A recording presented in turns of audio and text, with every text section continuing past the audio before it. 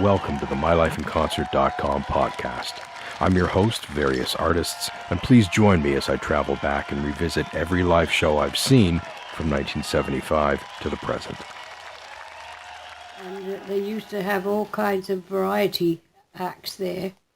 And of course, the only thing I remember as a child, how different actors would come there.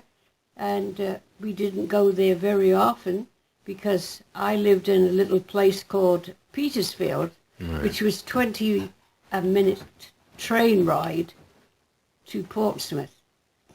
And we would go there now and again. And when we, as I said, my son, when we went back in the 70s, we went there and saw a show.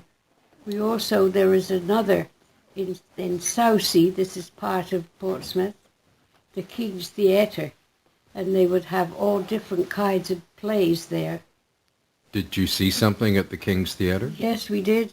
Ethel Merman. And you saw her there? Yes. What was she like? Very loud. Hey everybody, I'm your host, Various Artists, and welcome to the MyLifeInConcert.com podcast. Join me as this episode jumps back into the past of my concert-going story, back to a trip to the UK in 1977. It was the Queen's Jubilee year, but also the year of the Sex Pistols' God Save the Queen and punk rock in Britain. During the trip, I saw a cabaret show that included music in Portsmouth, down in the south, with my parents. And in this episode, my special guest, Mum, or Vera, stops by not only to share her memories of the cabaret, but also of the musical experiences of her life in Britain in from the 1930s through the 1950s and beyond. So sit back and enjoy episode 31, concert number 1.5, entitled, get a load of this title, Mum's the Word, dash, in town tonight, dash, in the city, dash, UK 77, colon, my mother's life and music, plus a Portsmouth cabaret with Susan Maughan, Tessie O'Shea, Pam Ayers, and more, plus our UK trip amid punk rock mania in August 1977. Now, that's a prime example of egregious indecision. That's an extended title worthy of a Flaming Lips song title or a Wabi Sabi song title. It's more like an abstract than a title. Greetings, dear listeners, and welcome back to the podcast. Now, there's been no new EPs for many months because I've been very, very busy completing a year plus of work on an educational milestone, as well as finishing a full transition into a new career. So, yay me. September of 2023 has been a good one for yours, Various, and now I'm happy to be getting back with a new episode.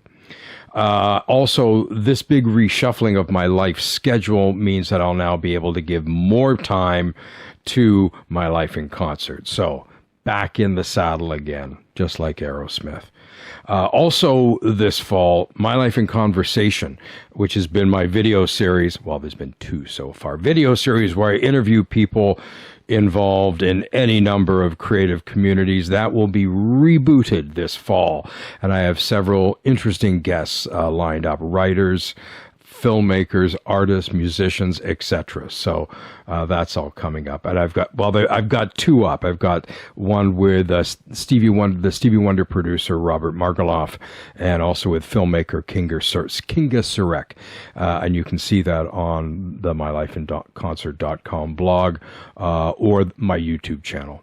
And I just quickly want to remind you to all check out, of course, the MyLifeInConcert.com website and blog chronicling this and many other shows between 1975 and now. And this episode actually features a completely newly written and assembled blog entry with lots of audio and visuals accompanying the story. So new writing, a new podcast.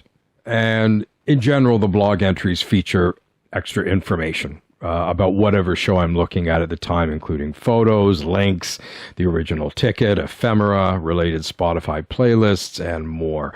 And on the topic of Spotify playlists, you can hear all my Spotify playlists under my Various Artists username, but it's just as easy to search for mylifeinconcert.com or MLIC followed by a prompt, as all my playlists start that way, or simply follow me on Spotify.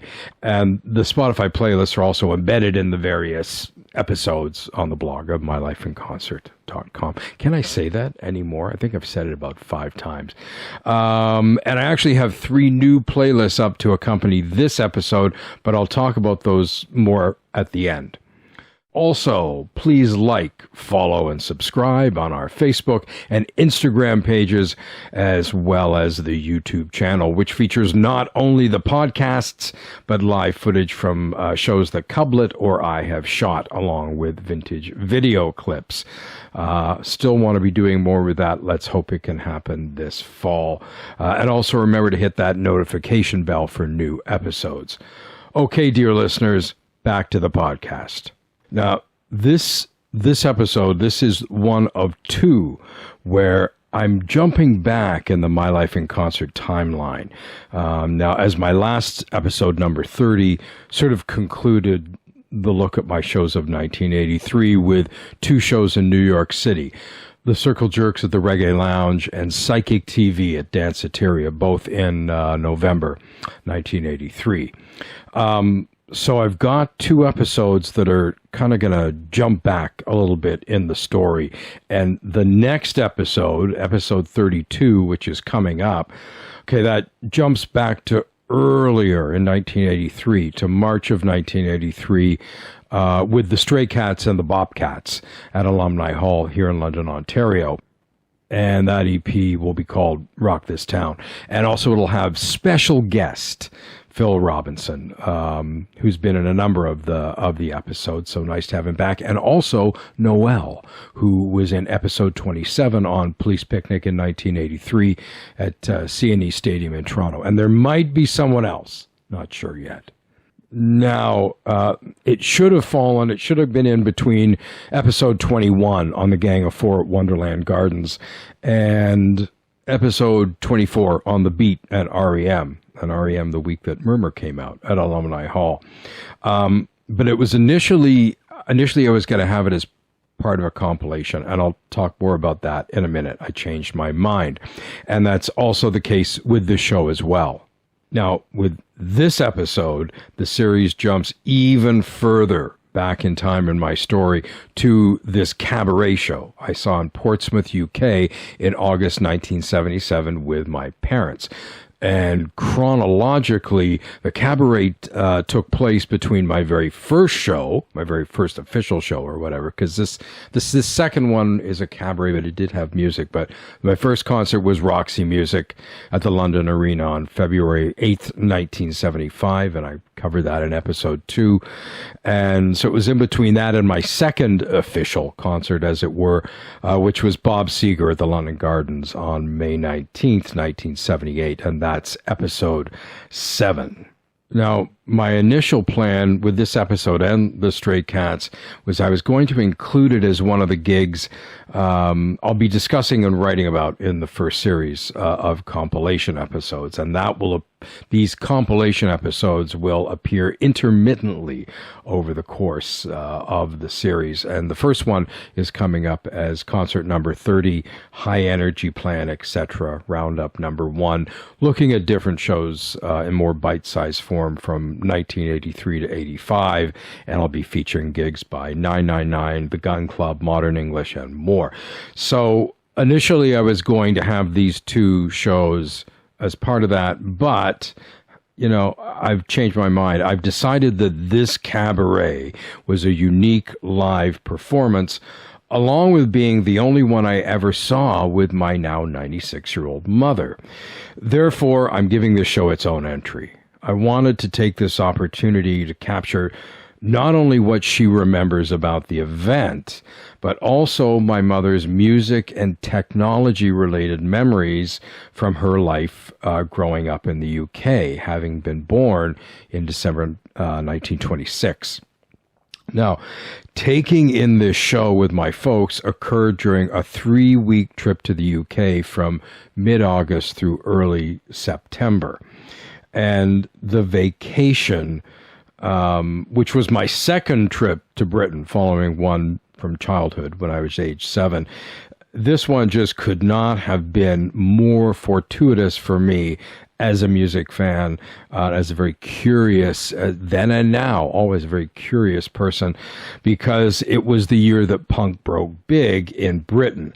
And I had been following the punk rock scene from its 1975-ish New York City inception via the underground press, especially Roxy magazine.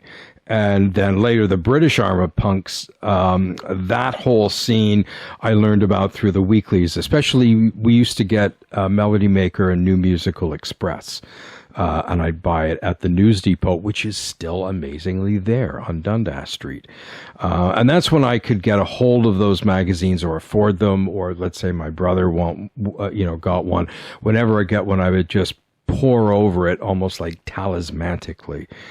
And so anyway, at the time of my visit, punk was absolutely exploding through the UK, and getting to be there and experience that, and as it was happening real time, was one of the luckiest tunesy strokes of my life.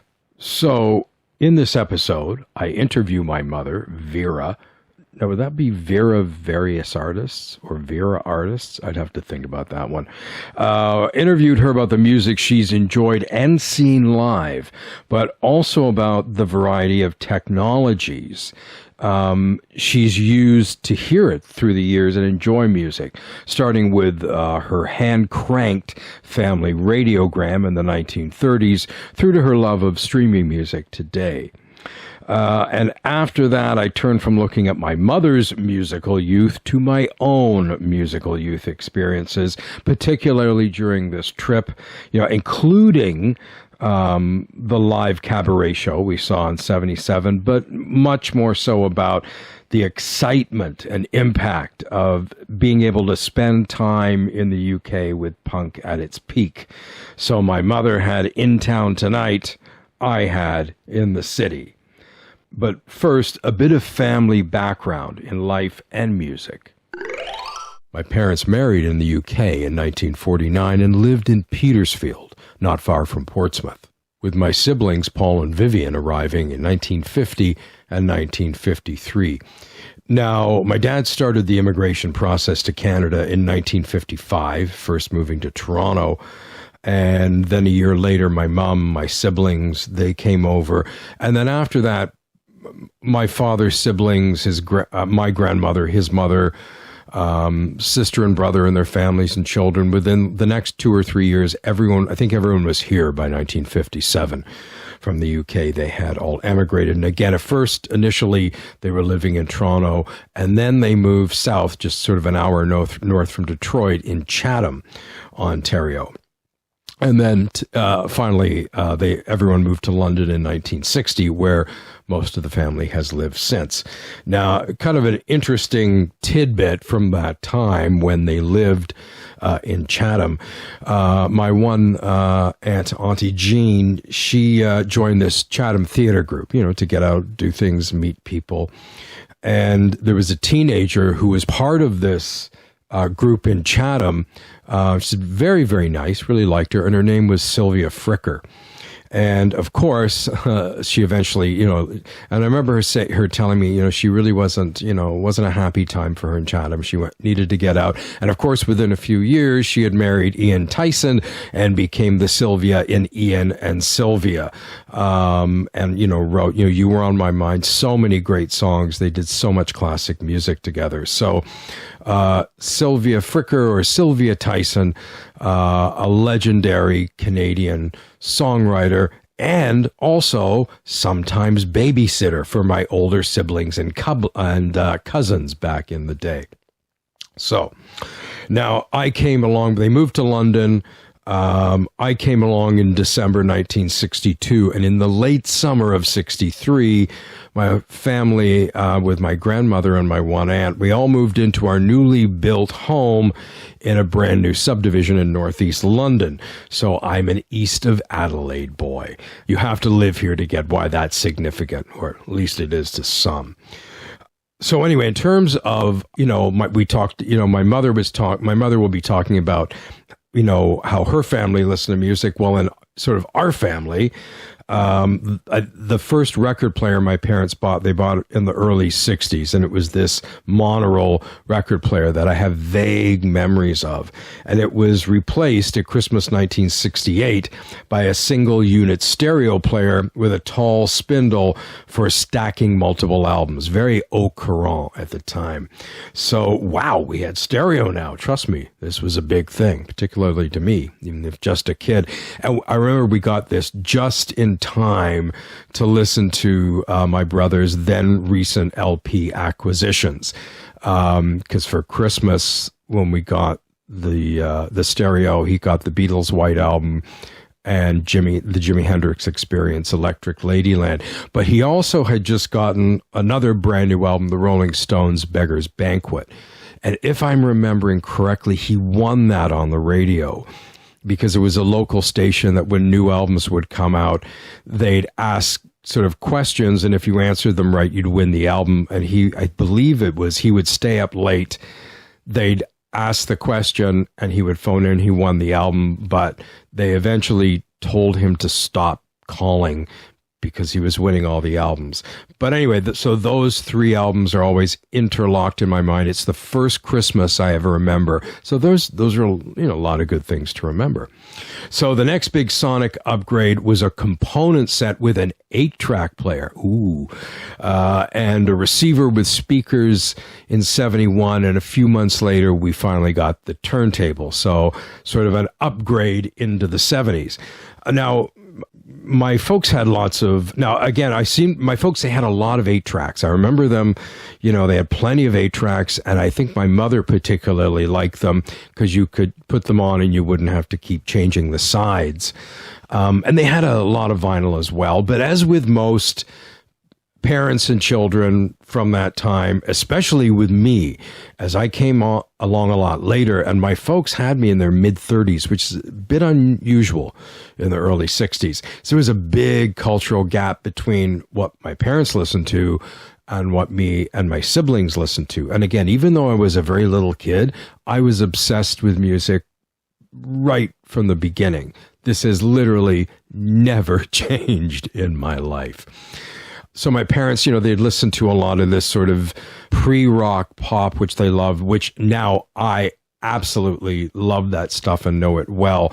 But at the time, and in that times, it sounded like Muzak to me, so they play that. But they also liked the swing music of their youth, as well as they both loved opera, classical music, easy listening music, like the odd radio pop hit, and country. So they, I look back now, they had pretty diverse tastes in what they liked. And then as now, my mother particularly likes Glenn Campbell. That's one we can agree on. However, most of the time it was my sister and I who monopolized the stereo. And when my parents got their hi-fi furniture set in 1975, my sister got the old stereo, and pretty much I had the family set to myself. And I've got pictures of most of this stuff, actually all of it, online, all the different stereos that we had in the 70s. But, before that, for a lot of the early 70s, I have these really nice memories of my sister who has passed. The two of us, like, spending a lot of times listening to music, listening to albums. And one thing we would do while listening to albums and music is, who remembers, like, the whole poster art craze from the early 70s, where, you get these huge posters, but it would just be the outline, and you would color everything in with this huge, pack of markers. I remember everyone was doing them. We were really into them. So I remember that from that time. So, envision were doing poster art, wearing flared jeans or flared pants, wearing platform shoes on a red and gold shag rug in a living room with wood paneling and a swag lamp. Dear listeners, welcome to the 70s. And one I remember, too, is one I created myself. And this would have been in late 73, because Elton John had come out with his Goodbye Yellow Brick Road album, which we were playing to death. I still play that album to death to this day.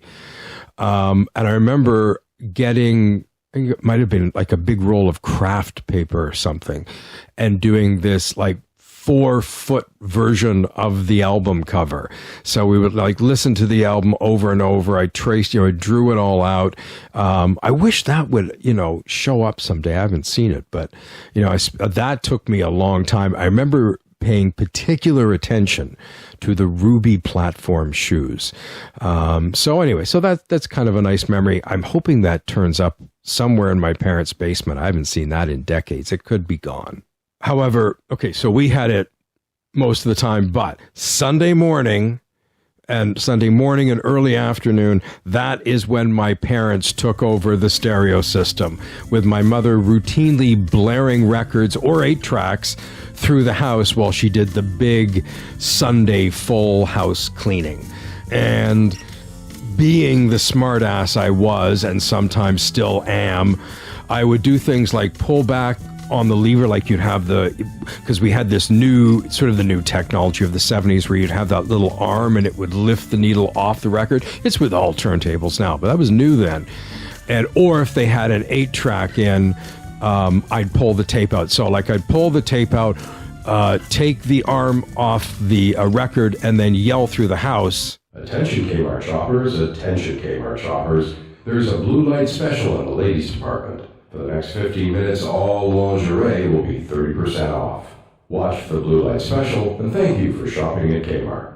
Before pulling the lever back for the needle to resume where it left off, I'd push the 8-track back in. And then somewhere from upstairs in the house, I'd hear kind of a snarky and grumpy, very funny, emanating from one of the bedrooms upstairs. So, in this interview with my mother, she talks about what she listened to in the UK and beyond and how she listened to it. And between the two of us, we also try to cobble together what we can remember about the Cabaret show in Portsmouth. Now, before I roll it, I have 5 corrective things I have to say about the interview. So, number 1, Mom says she's pretty sure this was at the Hippodrome. I did a bit of research. She was misremembering there. It couldn't have been the Hippodrome because the Hippodrome was bombed in 1941. Number 2, my mother and I both talk about her watching the Queen's birthday on television. And of course, we're talking about the Queen's coronation. Whoopsie daisy. Number 3, she was born in 1926, not 1927, as I say in the first part. Number 4, there is a bit of hiss in the recording at times. There's a little bit of hiss. There's a little bit of distortion because I had to do boosting. I should have recorded it another way, but I didn't, because we still don't have a multi-track mixer for live interviews. That's in the works for 2024. Hey, if you have a digital multi-track mixer just sitting around and you have nothing to do with it, get a hold of me.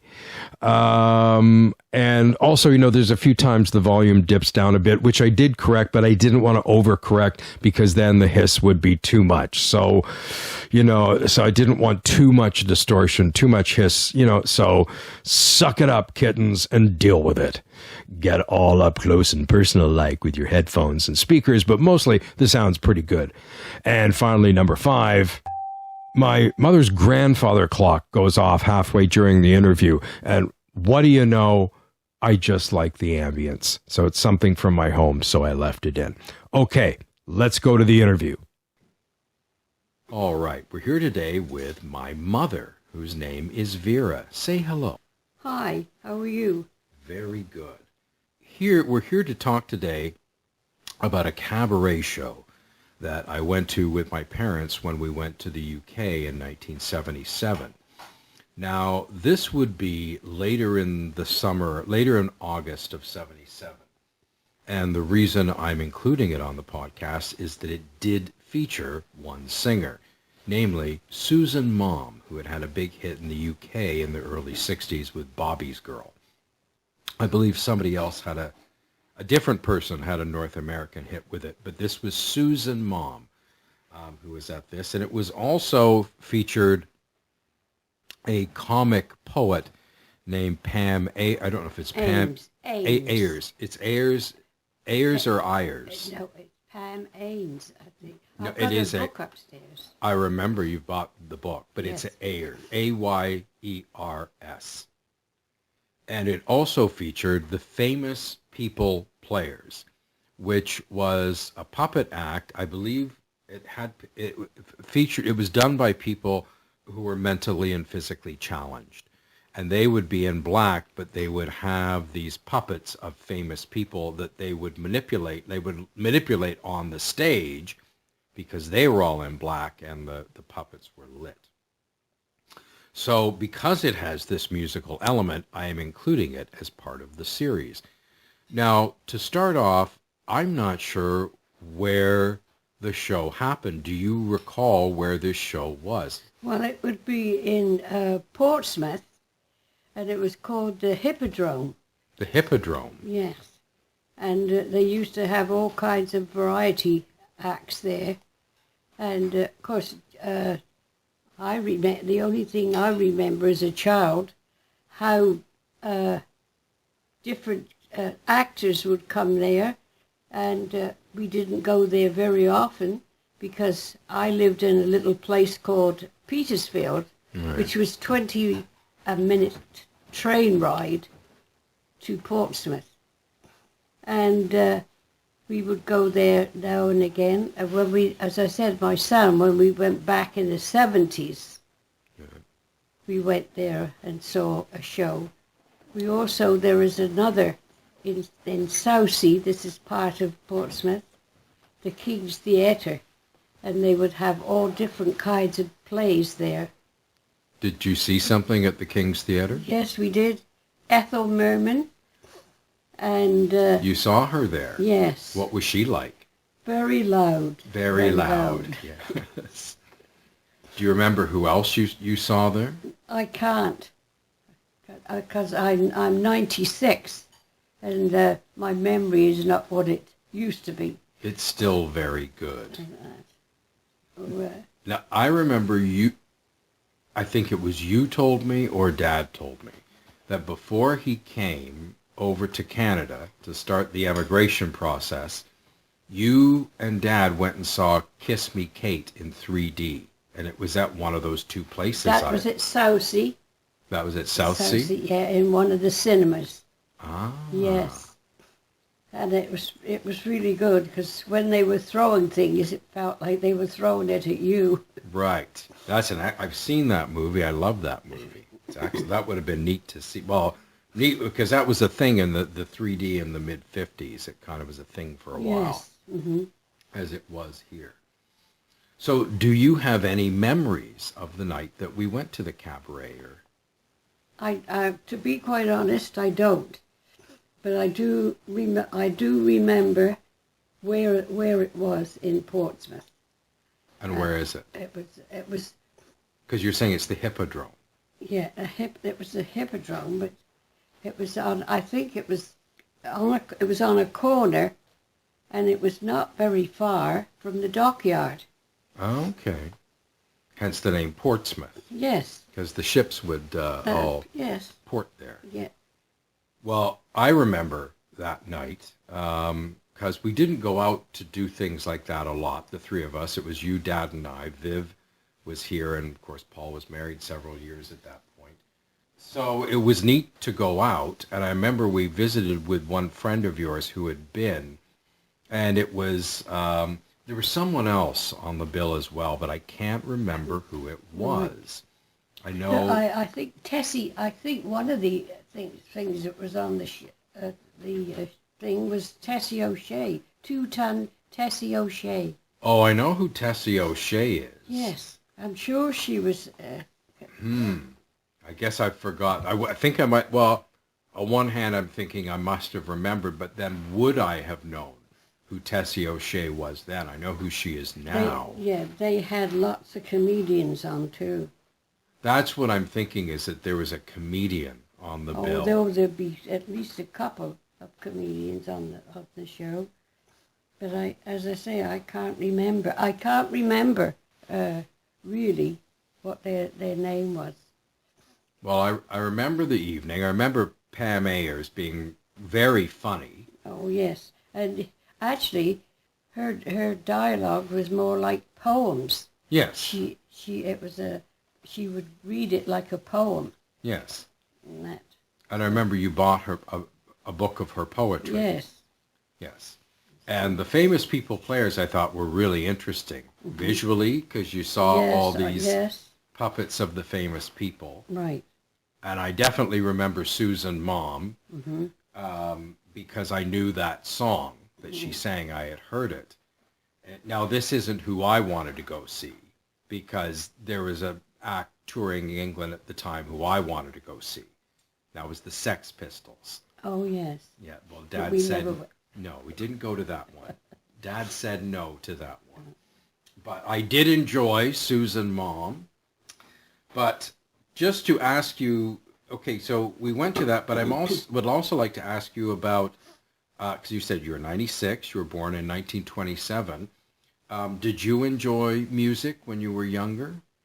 Well, we did, because we would go to, then we went to a lot of, at the weekend we would always go dancing at the town hall and in Petersfield. But the music then was more big bands, band music, more than what the music is today. Yeah. But I mean, even earlier than that, when you were a child, was there music on in your household? Oh, yeah. Oh, yes, we had a radio. Right. What kind of radio was that? Well, it was not, you didn't plug it in, it was run on batteries. And I'm talking about acid batteries. And wasn't it up to you to fill that battery? No, you had to take it to a radio shop to get it filled. And that was my job on Mondays. I would take one battery in to have it refilled, and then when I came home from lunch from school, I would pick up a fresh one. Okay. Was it dangerous to carry those around? Very dangerous. My brother made this special box with a leather handle so that if the acid didn't spill. That. Very dangerous, and you think a 10-year-old child carrying that. Well, this is when people still put candles on Christmas trees. Yes, that's right. Yes. Okay, so... But you say they put Christmas candles on Christmas trees, but I could never remember ever a fire on a Christmas tree. Which is incredible. Yes. I still don't think it's a great idea. No, trees and fire. Yes. Definitely. Now, what kind of music do you remember hearing on the radio? Any programs? Any particular artists? One of the singers was Arthur Tracy, the street singer. Who was he? He was a tenor, and that's what he was called. He was called Arthur Tracy, the street singer. I think he was picked up off the streets singing. Okay. And then they put him on the radio. Then there was Gracie Fields. Yes. And her big song was The Biggest Aspidestra in the World. And then there was, what's the guy that played the ukulele? George Formby. Yes, When I'm Cleaning Windows. We just listened to that last week. Yes. And I can't remember too many more. But we always, on Saturday evenings, was a great night for radio. Why is that? Because it was called In Town Tonight. And then they'd have famous film stars or different guests. And it was on for an hour. And then after that, we listened to Valentine Dial, The Man in Black.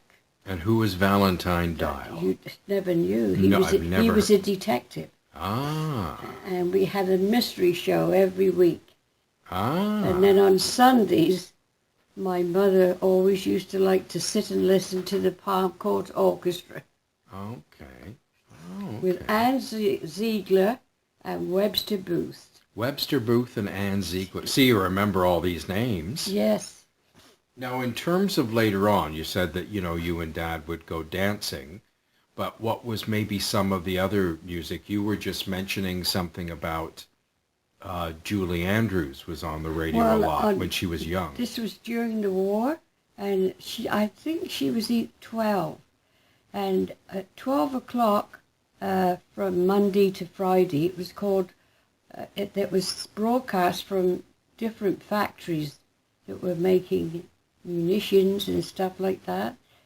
And she would appear on the program, not all the time, but I always remember her singing in her beautiful voice. And how old would she have been at this 12. time? Oh, wow, very young. Yes, yes. And what was the name of the show? It was called Workers' Playtime. Right. There's actually a British artist from years later, Billy Bragg, who put out an album using that title in reference to that program. Yes. Right.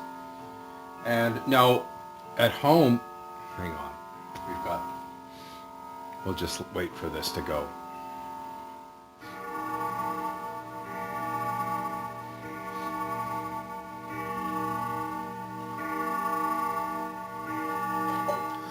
Okay, so you were saying that you listened to the radio at home. Did you have a record player? Yes, we did. Oh, all right. Which was very, how can I put it, not too many people. It was called a radiogram. A radiogram. It was a piece of furniture. Right. And it was vinyl. Yes. And you had a needle in your head. You'd go to the record shop and buy a tin of needles. Mm-hmm. Like that.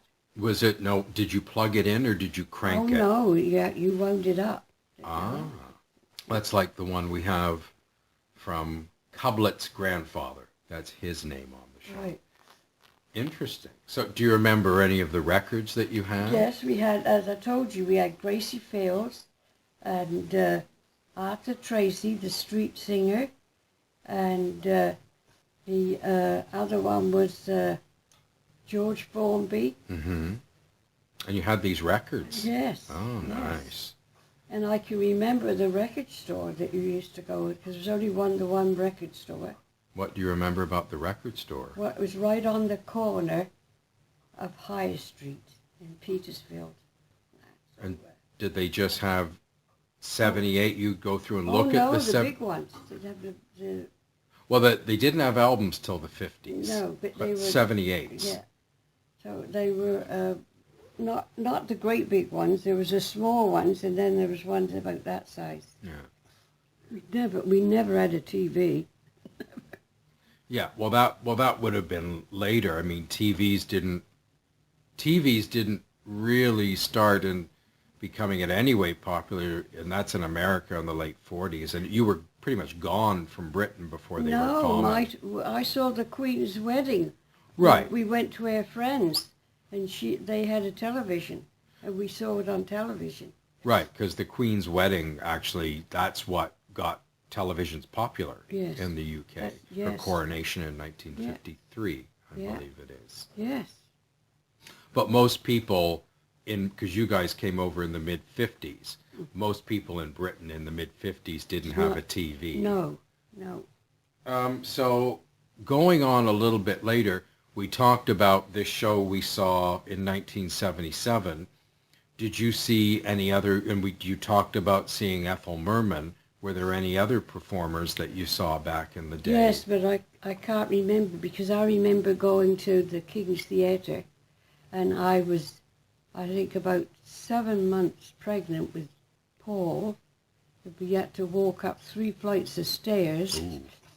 And Uncle Joe was with us. Oh. But I can't remember the name of the show. Who you saw. Yeah. Okay. Well, the family moved over to Canada in the mid-50s, first going to Toronto and then Chatham, and then settling here in London around 1960, is it? Because you were born here. Yes, in December 62. Yes.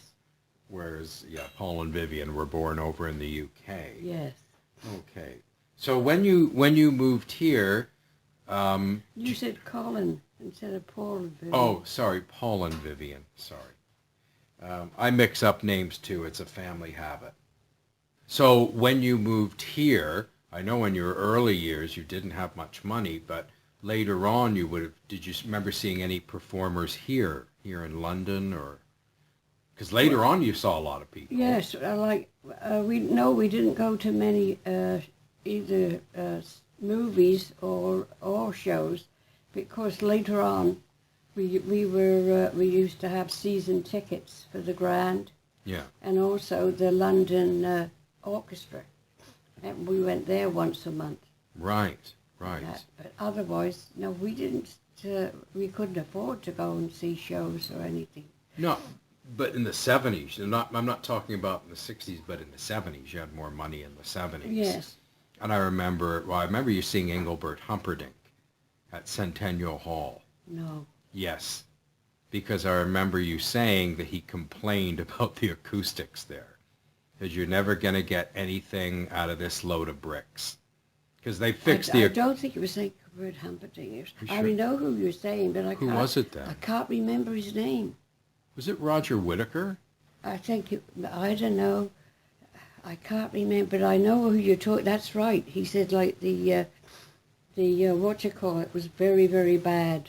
The acoustics. The acoustics were very bad. And I can't remember his name. I thought it was Engelbert for some No, reason. you'd Maybe have to not. look at, the only way you do that is look on the records at City Hall. Yeah. I don't know whether they kept records then. No. Well, this is the hall next, and it still is next to City Hall. But they built it at Centennial Hall. It was built for the centennial here in Canada in 67. Yeah, the Queen came then. Oh, in 73, I've got pictures of the Queen there. Yeah. But I remember the acoustics were bad. It was a rush job. They fixed them since. It sounds good now, but for years it wasn't great sound in there. So... in terms of coming here, what are some of the artists that you like from later on? Like, I know you really like Glenn Campbell. What are some other singers that you like? Well, one was, and he was English, Watson. I've got his DVDs there. Oh! Russell Watson. Russell Watson, yes. Right. He was, I really, really liked him. He's got an operatic singer? Well, no, he was opera. Yeah, he sang a lot of opera. Yeah. And that, but his first big hit was singing in Barcelona at a football game. Oh, okay. And that's how he became very popular. And of course, I like the Three Tenors. I know you love the Three Tenors. Yes. Yeah. And had the videos and the CDs. Right. Or cassettes. But, anyway, I can't say that I had a really, preference, for one singer. I used to like all kinds of music. Mm-hmm. Don't like all the music today, but... Well, you hated everything we listened to. That's right. Yes. Yes. And it was, mind you, though, it's interesting how things that are familiar creep in, because a few weeks ago I was here, some weeks back, and you had the radio on. You probably don't even know this, but the Kinks' Dedicated Follower of Fashion was on, and you were singing, you were humming along with it, which right. You at the time would have been a load of bloody noise. Right. And probably because it's familiar now. I actually remember years ago talking to Dad, and I was very excited when he told me that when he had got to Toronto in the 50s, he saw Bo Diddley live in Toronto. Right. And I was very excited. I said, wow, that's amazing. How was it? And he said, bloody load of noise, so amplified, couldn't hear what he was saying or any of the instruments, bloody garbage. I said, well, I would like to have been there. But I do remember you and Dad, again in the 70s, because that's when I started having memories, you actually had a fairly sizable record, an 8-track used to play a lot of 8-tracks. Yes. Right. And I remember that. So as for today, you have a Google Home, and you tell the lady at Google Home, her voice, music that you like to hear. So you like listening to music on Google. Right.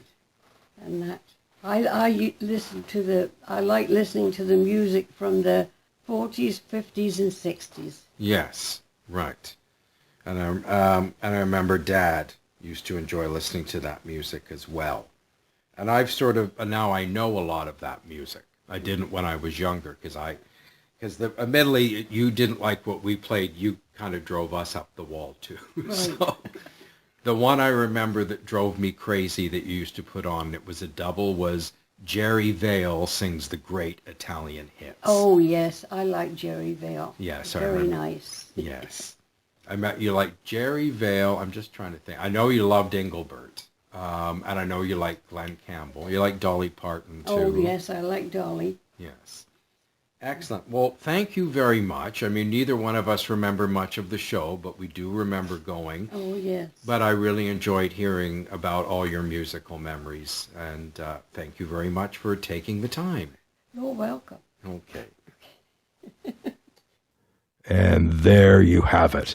So if you were at this cabaret show in Portsmouth in 1977, please drop me a line at info@mylifeinconcert.com, or just send me a message over on Facebook. Mom and I would both love to have like the information confirmed, the lineup, the date, the venue. So if you were there, you're hearing this, please get in touch with me. I'd love to have the details verified. So thank you, Mom, for sharing all those great memories. I learned things I didn't know, but it was also great to hear you talk about many things I've heard you talk about in the past. So thank you so much for doing the interview. Now, as I mentioned during the interview, most of what we listened to drove my parents up the wall. And my mother had a thing, sometimes she would get the names wrong. Sorry, Mom, I'm picking on you. Because Brian Ferry and Susie Quattro, and I was huge on them in the mid-70s, and still am. I still love their music. Were Brian Ferris and Susie Quattro. To Mom, although she did get bloody Mick Jagger, she got that right. However, with the mid-70s, fading of glam and the rise of the sort of more middle-of-the-road rock, which really was the easy listening for this new generation, I think my folks were sort of a bit relieved that we were sort of listening to music that was quieter than it had been in the 60s or early 70s. And if they only knew what was sonically just around the corner as punk rock eventually reared its head, ending mid-70s mellow with a bloody racket. So as I've discussed in past episodes and entries, such as episode 7 on Bob Seger, which is actually more about punk rock than the Seger concert, so if you're a fan, be forewarned, or my blog entry for concert number 186 on Blondie. In those podcasts and blogs, I talk about how I had been following the New York City punk scene right from its inception via the pages of Rock Scene magazine, because all the writers were part of that scene.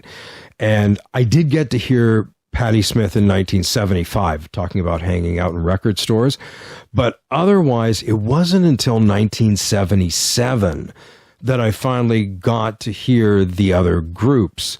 And by that point, what had begun in New York City in 1974 and 1975 had crossed the ocean in 1976 and positively exploded in the UK as a very real commercial and social force. So for that 75-77 period and beyond, I devoured anything that had to do with US or UK punk rock, or any, like, there wasn't even a name for it at the beginning. It was just, you'd see these bands and go, wow, this doesn't look like anything else that's happening. This is totally unique. Now, meanwhile, Toronto's own scene which mirrored these other scenes, although it was all independent. No, like nobody knew what was going on there. But literally at the same time in the mid-'70s, a scene grew up in Toronto as well as Hamilton. But I really wouldn't start hearing about those bands until 1977. So when my parents announced in 1976 that we were heading back to the UK in 77, I felt like I had won the music experience jackpot, especially once the year started and I was just reading about punk mania in the UK. And I still feel that way. I was so lucky. A safety pinned Lady Luck with green hair was very much with me at that time. So the big excitement for my 14-year-old self when we arrived in the UK on August 17th was that the Sex Pistols were embarking on a secret tour over there. Secret because they had been banned from playing in almost every venue in the country. Instead, they were playing under assumed names with word of mouth packing out the venues. Now, there's an article from Melody Maker about the tour, and I've got this up on the site, focusing on one particular gig by the rather cleverly named The Spots, aka Sex Pistols on tour secretly. And of course, spots in the UK means zits. So this is from the August 27th, 1977 issue of Melody Maker. And if you go to the blog, because I picked up 5 weeklies while I was there, 3 Melody Makers and 2 NMEs. I've got all sorts of tidbits, all sorts of listing of really interesting live shows from London at that time. So I've got chunks from the magazines that came out while I was there. And I'm just going to read this excerpt from this article on the front of the NME called Spot the Pistols. The Sex Pistols are back on the road. As revealed exclusively by Melody Maker last week, the band that was forced out of the country to get a gig is now on an undercover tour of Britain, playing small, independent clubs under assumed names. The band's agency strongly denied the Melody Maker report that the Pistols were about to start a tour. But just before midnight on Friday, the country's leading new wave band, there we go, that term new wave is coming in, stepped on stage at the Lafayette Club in Wolverhampton and launched into the opening chords of Anarchy in the UK. The band was billed as the Spots, but will have a different name for every night of the tour that will take them to about 20 clubs. The concerts are not being publicized, and it is being left to word-of-mouth publicity to attract local fans. While the Pistols get used to working in front of British audiences again, plans are being firmed up for a Sex Pistols film. It's understood that celebrated sexploitation movie maker Russ Meyer has now signed an agreement to direct a full-length feature film starring the band, and a major film company is reputedly sinking £120,000 into the project. So there's quite a bit more there. I've got the first chunk of the article up on the blog, so you can check that out. Now, of course, I wanted to see the Sex Pistols, but knew that wasn't going to happen. My dad was like, "You're not bloody well going to see the bloody Sex Pistols." So anyway, instead, I got to see this cabaret performance with pre-Beatles Britpop songstress Susan Maughan, and possibly the legendary Tessie O'Shea, something my mother and I discussed during the interview. So, as I also said during the interview, Susan Maughan, well, she wasn't the Sex Pistols, but I enjoyed her thoroughly nonetheless. And of course, she did her signature hit, Bobby's Girl. I certainly recognized that one. But as for the rest of the trip itself, it was splendiferous from a variety of standpoints. It was really interesting that it was the Queen's Jubilee year, so there was a bit of history going on. Of course, the Sex Pistols had God Save the Queen. And we traveled up and down the country. We went all over, and we went right up into Scotland, where I was almost run over outside Edinburgh Castle. And there's a photo of me on the blog just minutes before that near-death experience. But for this podcast, I'm going to concentrate on the musical aspects. Now, from that perspective, the trip was eerily bracketed by the death of two iconic musicians. Elvis Presley died the day before we flew into Gatwick, and I have this crystal clear memory of being in the car with my dad. It's like a really steaming, hot August, muggy August day here on London, Ontario, on Highbury Ave, heading north, about to turn on to Huron in our non-air conditioned car, doing some running around the day before the trip, picking up some things, and it coming over on the news. So we get to the UK. So the UK, in general, I think they have a bigger passion for music, and the country just went nuts over his passing. And from the moment I touched down, Presley had just put out this new single, Way Down. It was absolutely ubiquitous. And in the wake of his passing, his albums were like racked everywhere. A practice that's become, it became common practice when there were actual record stores. And within weeks, his catalog had flooded the British charts. So also up on the blog, I had 4 weeks of buying, one of the weeklies, and I've got the UK top 30 singles and albums for each of those weeks. So you can go and look on the blog, and you see, because the first one, he was the week he died. The next issue is kind of when he had passed away. And the last week, literally 1/5 of the charts is Elvis. So they went Elvis mad. So that's arriving. Now, the day before we left the UK to head back to Canada, Mark Bolan died when his car, driven by his girlfriend Gloria Jones, she of Tainted Love fame, of course, Soft Cell covered that, she was driving and they swerved off, I think it was like they'd been raining, swerved off the road, sort of a winding road, into a tree, killing him instantly. Now, Mark had been absolutely massive in the UK between 70 and 74, and I was exiting just as the love was pouring forth. Now, what was also interesting is he had a show on British television at this time called Mark. And it came on sort of in the afternoon, just after school, and he would play some of his new songs, but also host other bands.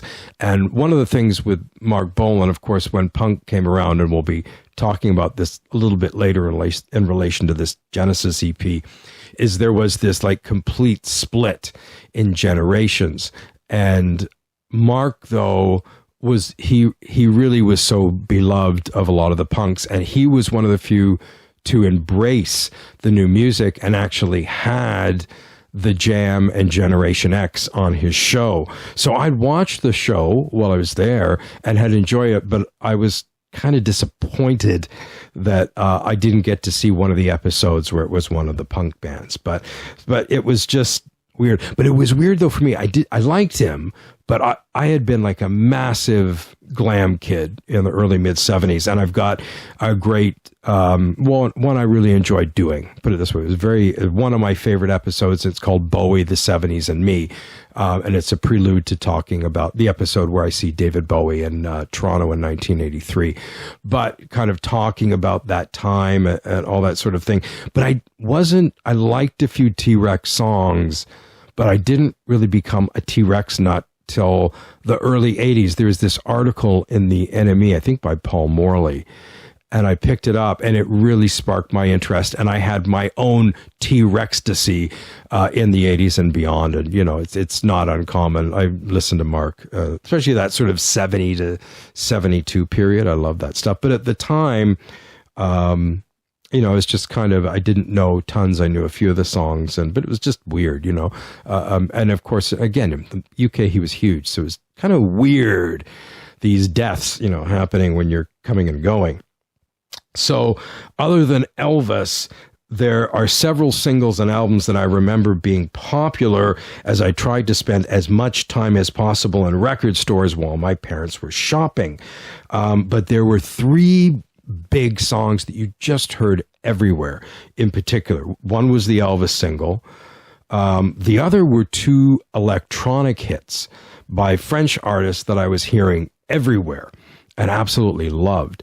And one was Oxygène Paquette by Jean-Michel Jarre, which was a top 5 hit. And this Euro electro number called Spanish Fly by a band called Space, which was number 1 on the charts there. I actually bought that one and still have it. And it's interesting because they're a French electronic band. This is the 70s. And on the cover of their album, they're depicted as robots making electronic music. Does that sound familiar to you? And the other big electronic hit, which had been a hit here as well, was Donna Summer's I Feel Love, that really futuristic single. That was, I think, number 1 when I arrived. It's up on the blog. And I don't know which came first, Space or which was recorded first or which came first or whatever, but those two. And, with I Feel Love, like even in the 70s, I fell prey, one of the embarrassments of my life. I fell prey to that sort of stupid, non-thinking of, disco sucks and all that, which was just xenophobic hatred, trussed up as music criticism. And I love Donna now, and actually she's coming up in the series. I did see her live later on. But even at the time when I wasn't into disco, when I heard I Feel Love, it's like, okay, this is totally unique. This is new. This is different. Like this, even, this is really, really something. Because I was really developing this interest in electronic music in the early 70s with Kraftwerk, and I'd heard Tangerine Dream. And again, Dennis, now my tastes are extremely wide. Now punk came along and I really sort of lost that interest for about 2 or 3 years. And then it came back with just sort of electro pop in the early 80s in a major way. But these were interesting songs and you heard them everywhere. Those 3 songs in particular, I remember about the trip. Now elsewhere, in terms of going into record stores, another clear memory is there had been this new Mamas and the Papas compilation that had just been released, like a UK only compilation, and certainly distinctly recall walking into a number of record stores with, Creaky Alley wafting through the speakers. But also there was a lot of compilations of older artists in the charts there. And you can see like Connie Francis, Johnny Mathis, like a lot of the top 10 albums were sort of compilations of sort of vintage artists. But of course, I was interested in hearing the punk bands most of all, which prove relatively easy to do owing to the popularity of the music and the artists. Now, as with back at home, hanging out in record stores was always, a great way to hear new music and interesting stuff, as most record folks by nature tend to have more adventurous tastes. So, I heard a lot of stuff just hanging out in record stores over the years. And 2 artists that I discovered this way while there and that made big and lasting impressions on me during the trip were Elvis Costello and the Stranglers. Now, I had never heard of either of them prior to this trip. I'd heard about the Sex Pistols, the Damned, I knew all the New York bands, but both of these acts were all over the UK press and in the charts. And also the Stiffs live tour was going on. And that was the cover of one of the Melody Makers. I've got that up, the tour with, including Nick Lowe, Ian Dury, and Elvis Costello. Did Whole Wide World, Reckless Eric, and the other guy I'm blanking on. But like that was all happening. So there were all these stories in the weeklies about Costello, particularly about him staging an illegal amplified set on the street right outside of London's Hilton Hotel, where CBS Records UK were holding a convention.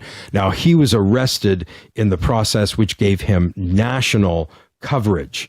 And, I saw mentions of this incident in the music press, and my assumption was that Costello had been sort of this slow building act that was now finally blowing up with his debut album, My Aim Is True, which entered the charts when I got there, and his brand new standalone single called Watching the Detectives. Now, it wasn't until I read his autobiography in his 2015 autobiography, Unfaithful Music and Disappearing Ink. And it's a fantastic read. If you haven't read it, highly recommend it. It wasn't until I read it that I realized that the CBS stunt wasn't just a good piece of publicity. It had de facto launched him from relative obscurity to a star overnight in the UK.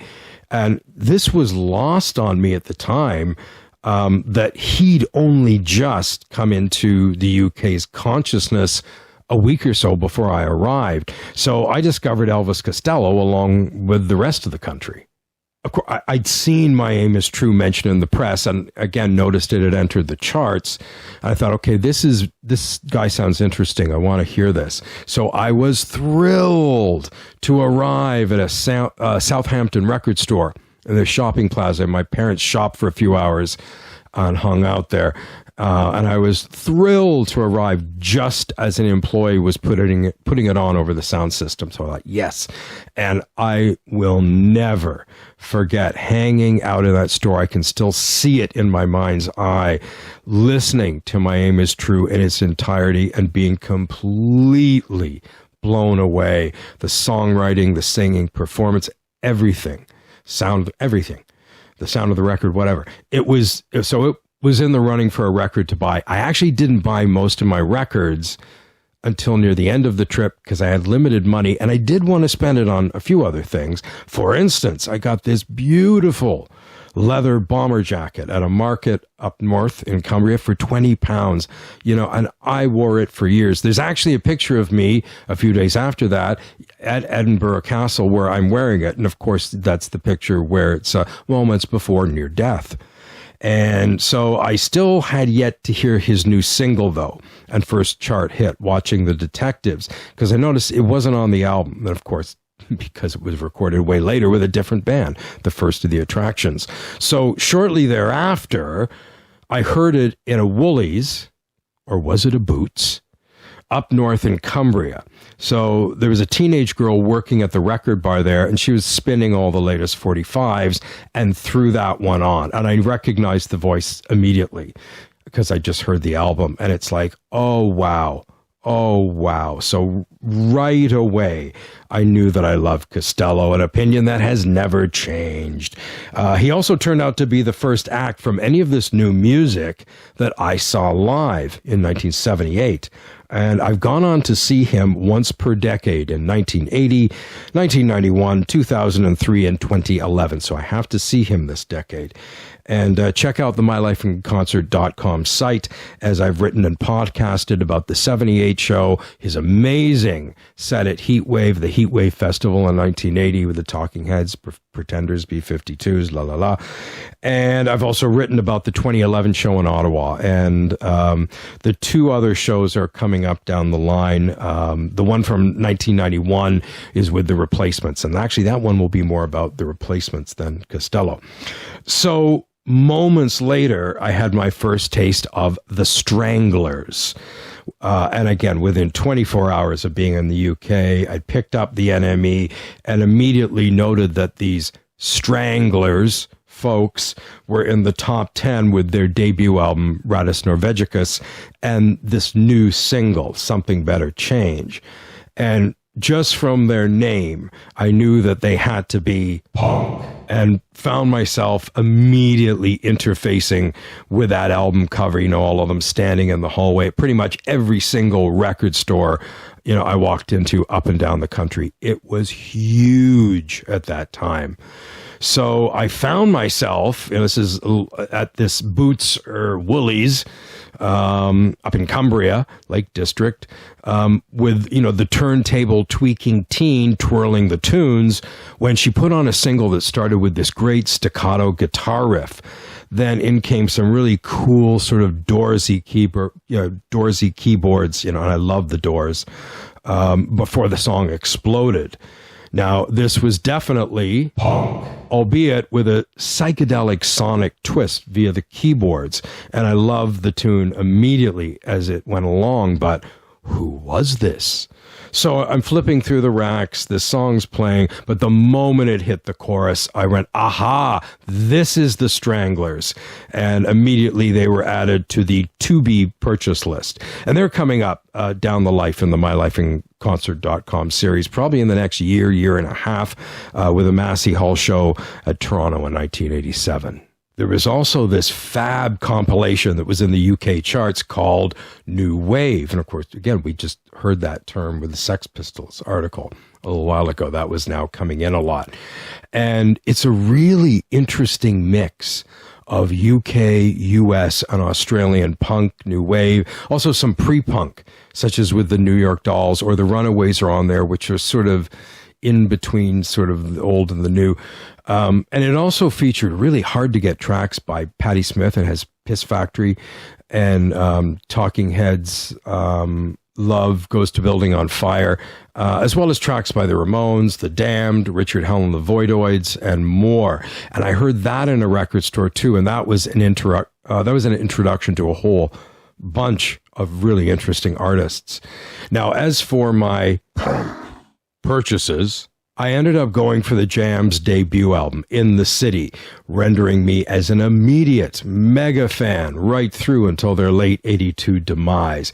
Now, they're another band I discovered while I was there. I had never heard of them before, and, you know, their debut album had been in the charts, and when I got there, their sophomore single, All Around the World, that was in the charts there, and they'd blown up, and I was seeing them everywhere. And, you know, it's kind of, they were a punk band, but they had the 60s mod look. And I bought it without hearing a note of them. I just kind of looked at the cover, even though I'd heard some of these other albums. I looked at the cover and I just thought, I think I'd like this. And I did, in a big way. And luckily, I did get to see them live in '79 on the All Mod Cons tour in Toronto. And I've podcasted about that show as episode 12. Now, I also picked up Eddie and the Hot Rods' great new single, Do Anything You Want to Do. Now, the previous summer, my brother and his then wife had gone to the UK, and he had brought back Eddie and the Hot Rods live at the Marquee EP, and I heard it and absolutely loved it. So that was really the first, like, that was pub rock, but, you know, it had that punk energy. It was the first of any of this music that I'd heard, and I thought, oh, wow, really, really like that. And, of course, you know, Do Anything You Want to Do is the best, you know, Eddie and the Hot Rods single ever. And for just that short period, they were calling themselves the Rods until they reverted to Eddie and the Hot Rods. And the other single I bought was the Boomtown Rats debut 45, Looking After Number One. Now, they'd been garnering raves in the press, and the single was shooting up the charts and sort of launching a 2+ year period, which they had a series of big UK hit singles and albums. They were one of the biggest bands there at that time. And I love the Rats during this period, and I've written about them in episode 14, seeing them as my first show of 1980, when they became huge here in Canada for about a year. So they really kicked in here in Canada, and were the Fine Art of Surfacing album and the I Don't Like Monday single just were huge here. So anyway, but I still did have my other foot in the old wave as well, you know, especially at this time. And as I said, I was interested in different types of music. You know, I mentioned I picked up Space's Magic Fly, my interest in electronic music. But as I knew I was going to the UK, in the months before going, I had earmarked 3 records to pick up while I was there. Now, one of them was David Bowie's Low.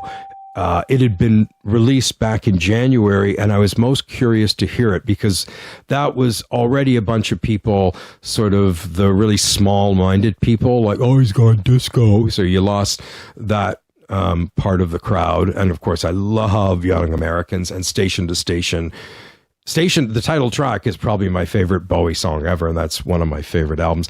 But when Low came out, and its electronic and experimental nature, that really split the audience. And nobody I knew had picked it up, and I was really curious to hear this album. And so I got it into my head, I think, in the spring. Well, since I haven't picked it up, I'll go to Britain, and because this is such a, you know, beautifully produced album, I'll get this really nice British pressing. What a stupid idea, because I could have just picked it up here. You know, instead I could have picked up that now rare new wave compilation. But, you know, what was I thinking? Oh, well, so Low is my favorite Bowie album, and I selected it as one of my top 15 LPs of all time. That's up on the blog. So, you know, and the British packaging of the album is slightly superior. So it's one I never got tired of hearing, and I sure played the dickens out of my original vinyl. So all's well that ends well, as Willie said. Another album I had been looking forward to picking up on this trip was this 1976 UK only double Who compilation that I knew of. You know, I'd read about it in the UK press, The Story of the Who. And then as now, I love that sort of 1965 to 75 era Who, sort of their first single through to Who by Numbers. I love that era. And I had some of their singles and albums. And of course, my sister was still at home at the time, and she had some. But there was a few like that she had. I knew she'd be moving out. I wanted some of the songs, and there was a few we didn't have. So I thought this would be a great gap-filling purchase for my ever-growing record collection, especially regarding some of the early tracks, a lot of which I didn't have. So looking back on it now, I still have it. It's an enjoyable and interesting compilation, but it's certainly not definitive, even from that period. However, I loved it at the time. I would play it over and over, and the gatefold packaging on that one is amazing. There's this really this huge book with all sorts of pictures and information, so I would pore over it while listening to the album. But in general, this trip actually tripped a switch for me big time, as my taste started rapidly changing from what I had been listening to in the mid-70s. And, you know, I mentioned that Bob Seger entry earlier. And as I wrote about in that, you know, I wrote about in that podcast an entry, that period, say, mid-74 to mid-77, kind of up to this trip, it's when I look back, it's kind of a strange era for me musically, because, you know, while of course I still had my interest in alternative music during that time, that's never gone away, never will. But another part of my taste veered more toward the rock mainstream than usual, than it had been. And like, there's tons of great, you know, big rock acts from, you know, the 70s that I like the 1975 version of Fleetwood Mac, and you know, which is again more sort of the poppy, the easier end of things, but like Led Zeppelin, I love Led Zeppelin. But I got into a bunch of other acts that I liked just during this time that I've never really cared for since. You know, and a few that come to mind, one's the Eagles, who I'm really not a fan of. Like, I have Hotel California, and most of that I like, but I'm not really a fan. Or Queen, everyone loves Queen. Not me. There's a few songs I like. You know, ELO, I liked at the time. I can't stand Jeff Lynne's productions, and Genesis, especially Genesis. Although, let's leave Peter Gabriel out of this. Love Peter Gabriel, love his solo stuff. But in that time, 77, I was really listening to a lot of Genesis.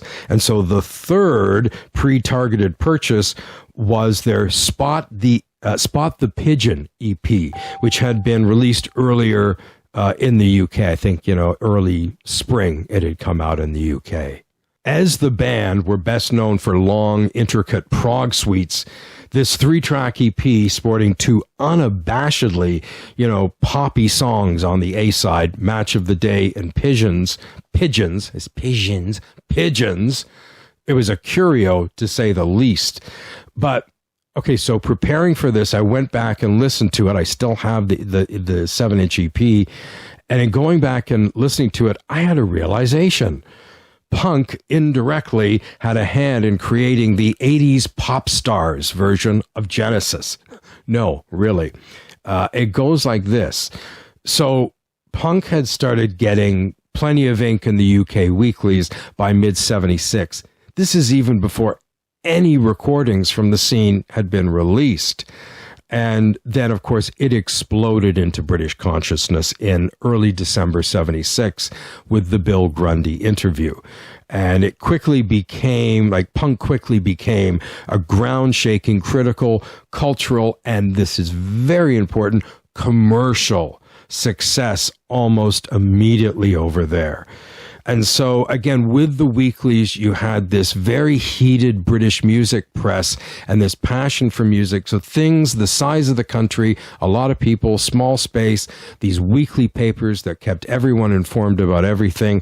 Things changed Things changed in the music scene much more quickly there than they did over here. So overnight, many old school ideas and musical presuppositions were tossed out the window like a fetid diaper, with prog being identified as one of the arch enemies.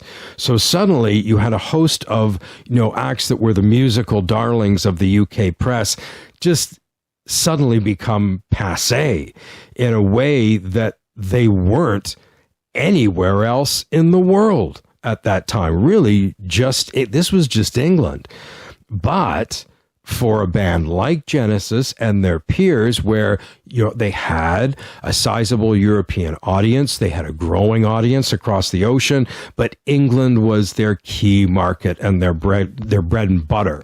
Well, for those bands, this very quick sea change tsunami / backlash was a really unwanted and expected front door nuisance. So a lot of these other UK-focused acts at the time, it's not like they went punk, but, they made these stylistic adjustments. Like a number of the songs started getting shorter. There were less solos. There was less excess in the music. And I guess Genesis, responded by issuing that most un-prog type of formats, an EP. And we're talking 1977, so EPs are just 7-inch records. You've got about 14 minutes max on those. And on one of the songs, Pigeons, it even features a one-note lead riff, and Phil Collins bloody well says shit. Ooh, you buggers. So by its nature, EPs tend to feature shorter songs for the maximum number of tracks. I mean, there's that great Stones EP from '65, Got Live If You Want It. There's like 5 tracks on there. And that was the case with the 2 A-side numbers. And in re-listening to them, what struck me is that this EP is essentially a dry run for the big pop hits Genesis that arrived at the start of the 80s. When you listen to it now, in context to the albums around it, it sounds 3 years ahead of its time. So admittedly, I find it fascinating when artists put out these sort of out of character type records that end up being harbingers of a style to come for them. Artists, as diverse as on one end, Bob Dylan with his very rockin' 1962 single Mixed Up Confusion, complete with a backing band, a rock band backing him, that, or at the other end of the coin, the austere, arty, post-punky Human League of those first 2 albums. Releasing a 1979 single, I Don't Depend on You, as the Men. It's like a disco single with 2 female backing vocals. It sounds nothing at all like the first 2 albums, but when you hear it, it sounds like the Human League 2 years later. So there's a couple of examples of artists having a clairvoyant moment. And this Genesis EP, I think, is another example. One other, talking about prog, although this is a good one.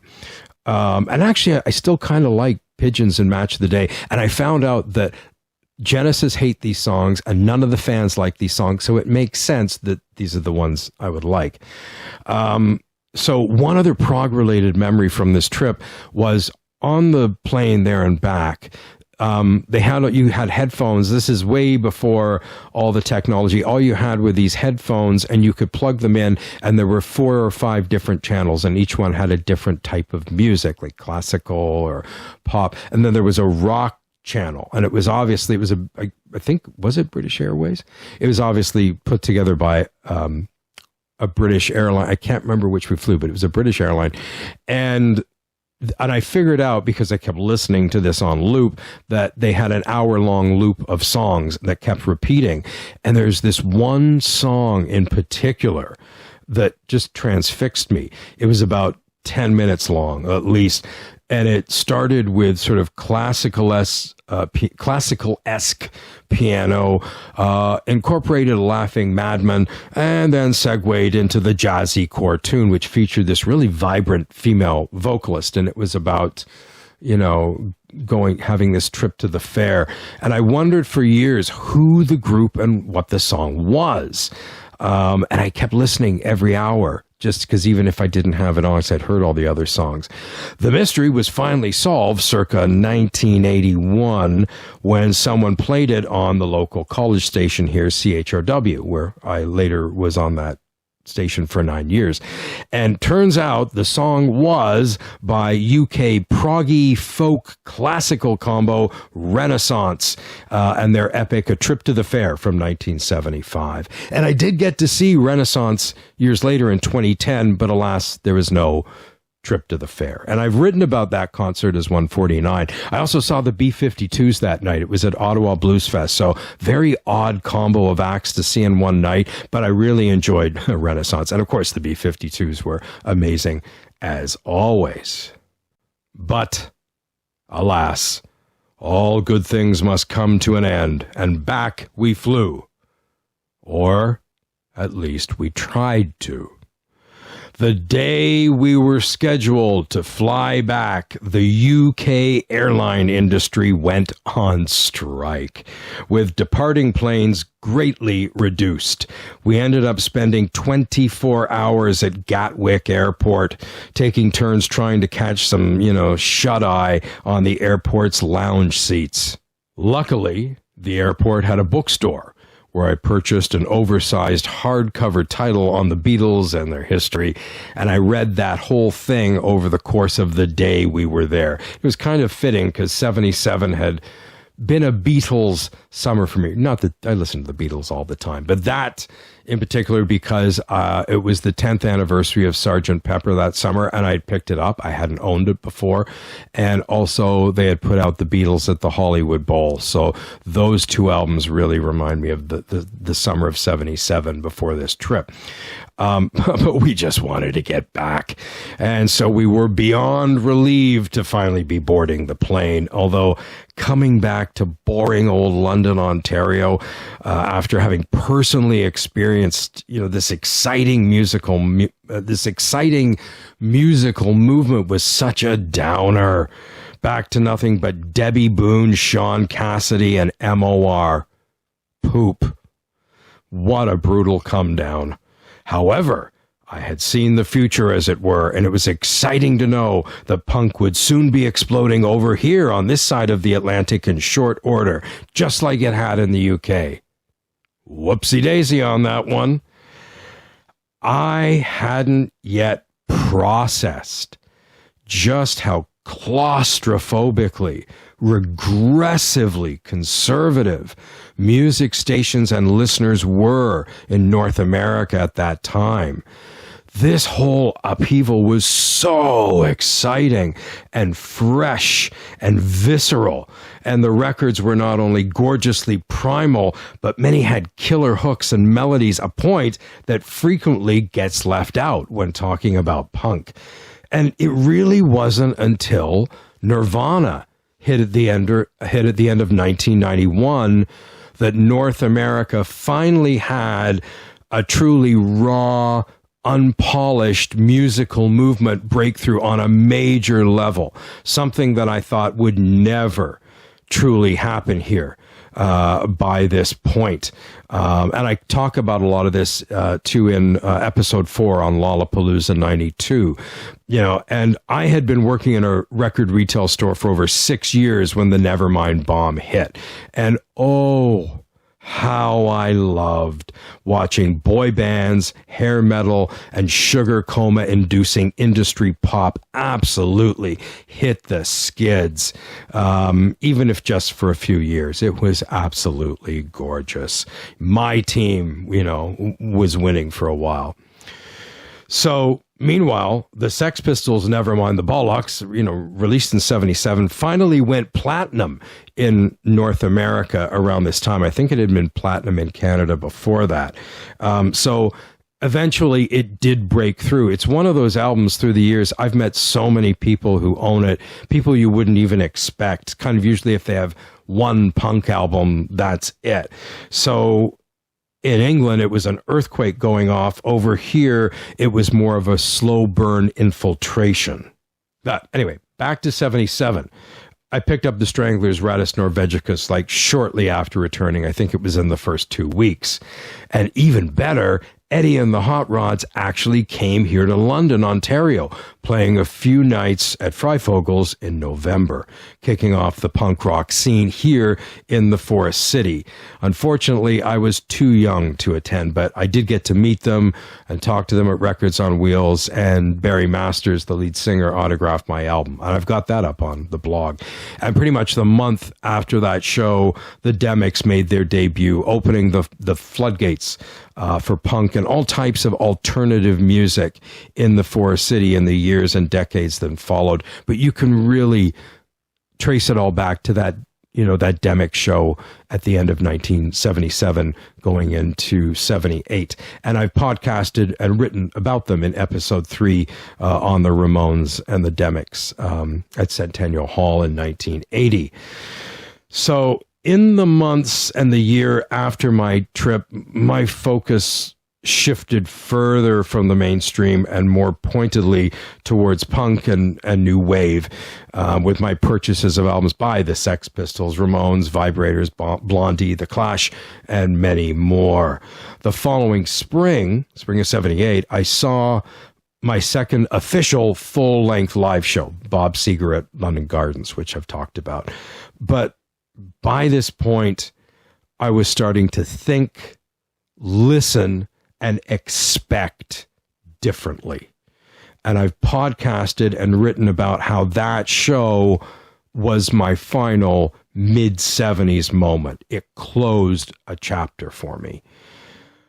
A corner had turned, delivering me unto several of some of the most musically exciting, liberating, fascinating, incendiary, and experimental years I have ever experienced. Bring it on. This concludes my episode looking back on my trip to the UK with my family. And thanks once again to Mum for the great interview. I do want to mention Spotify playlists. I alluded to them earlier. I've got 3 Spotify playlists that are companion pieces for this episode. And the first one is entitled MLIC Prompt, as all of my playlists begin that way. MLIC Prompt, Mum's the Word dash In Town Tonight dash In the City dash UK 77 colon episode 31 playlist. And it features songs from a wide variety of artists that were mentioned in this episode, ranging from Gracie Fields and George Gracie Fields and, can I get this out? Gracie Fields and George Formby, there we go, through Susan Maughan and the Beatles, Space and David Bowie, and on to the Sex Pistols, The Jam, and much, much more. Even Jerry Vale's in there. So it is the strangest playlist I've ever put together. So there it is. I've also created a playlist each, counting down the Enemy's UK Top 30 LPs and another one for the Top 30 45s plus what was bubbling under for the week of August 20th, 1977, when I arrived in the UK. So that is kind of what was popular there when I touched down.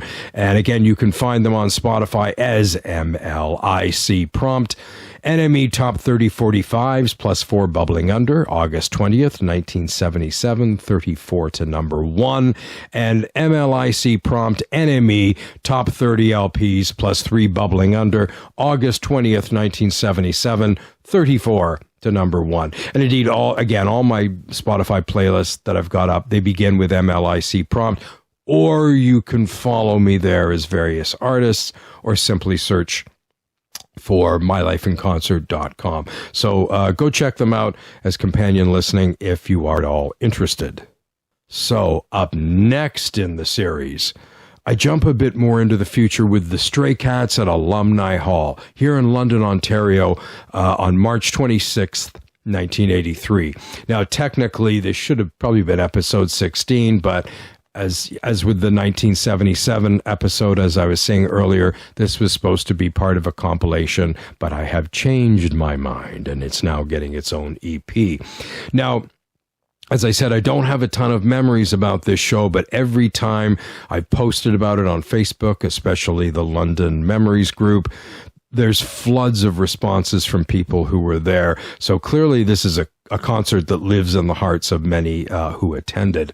Luckily, My Life in Concert podcast regular Phil Robinson, as well as Noel from the Police Picnic 83 episode, that was episode 27, they both dropped by and they have lots of great memories from that night. So tune in for stage dancing, artistic representations, Brett Eklund sightings, and what did Brian Setzer have to say to Noel backstage? An exchange so memorable that she remembers exactly what he said even today. Return next time for episode 32, concert number 25, Rock This Town, the Stray Cats with the Bobcats, UWO, now Western University, Alumni Hall at Western University, London, Ontario, March 26th, 1983. So it was a night of rockin' kiddies.